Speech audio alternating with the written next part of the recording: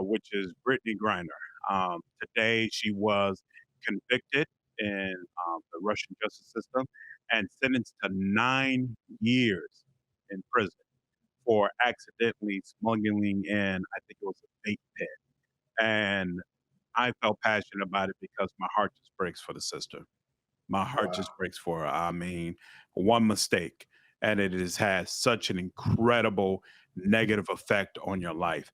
I can't imagine being forced to stay in a foreign prison, but to be forced into that situation while you're openly lesbian in a place that is well known for being hostile towards that group is just it's just got to be terrifying.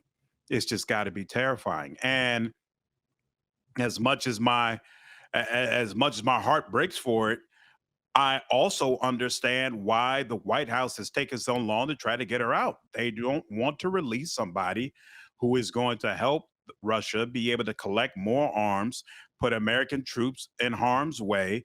They don't want to basically do something that could potentially empower Russia from a military standpoint in order to be able to free her. And as horrible as that is, I understand. And so it just makes the situation even more devastating because who really sees a light at the end of the tunnel?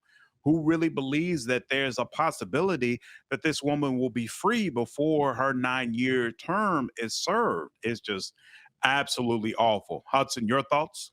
Well, I mean, first off, I mean, it's like it's over hash oil, right? Well, I mean, I've been trying to look up, and sorry to the cannabis community out there, Yeah. I do not know how much hash oil this is. Like the way they It sentence was her, less it's than a like they gram. less than a gram, but I don't like that's concentrated stuff, right? So Right. can you do something with it and somehow like There's there's no thought process whatsoever that she was going there to distribute. The problem is that Russia has extremely strict laws regarding this substance, period. They don't tolerate it over there the way that it's tolerated here in the United States. And so her bringing it with her in that bag was a huge mistake. And she's already stated that she wasn't trying to sneak it in. She simply forgot that it was in her bag. But some mistakes you just can't make. I don't know. I mean, this seems like I mean, 9 years over this, and I I have to think this is a negotiation tactic because they've already tried or sent a prisoner swap now a request from the White House. Right now, granted, it was a long time after, but from what I'm reading on from various sources within the news and various news channels, is that there was never going to be a a swap until she was convicted, until she was sentenced, and it seems now that the sentence is going to help with somehow that they can get more out of this deal in a prisoner swap. So that's not what I've read. I'll make 2 points about this. One, Russian courts are absolutely notorious for being ruthless.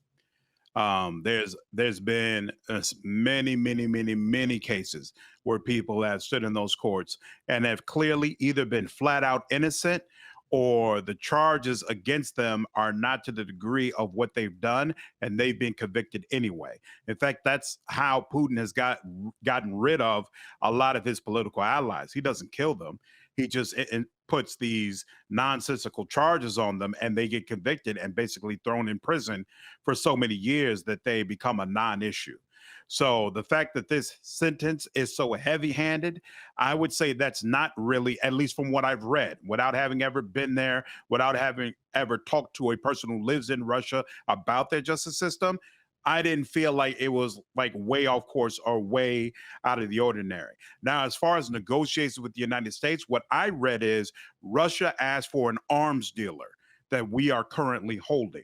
And the White House was unwilling to trade a major arms dealer in exchange for a basketball player.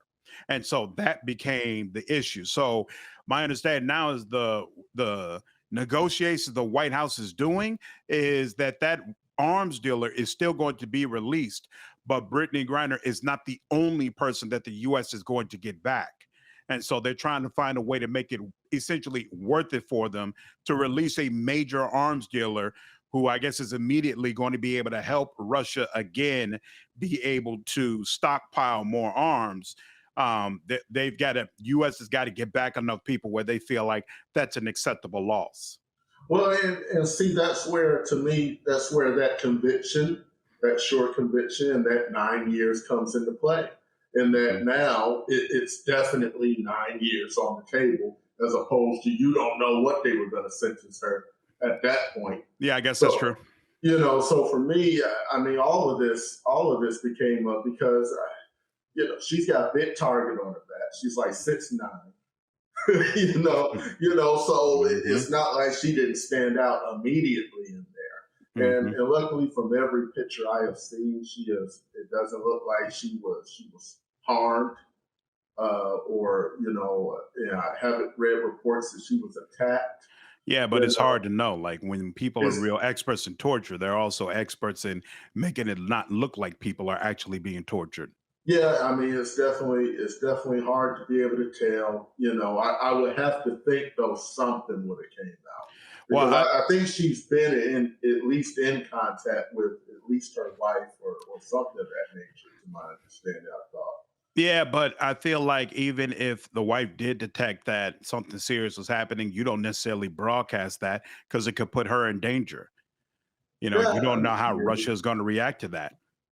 maybe that's Yeah. very true, very true. I would definitely go the other way with it. I'm gonna broadcast to the world.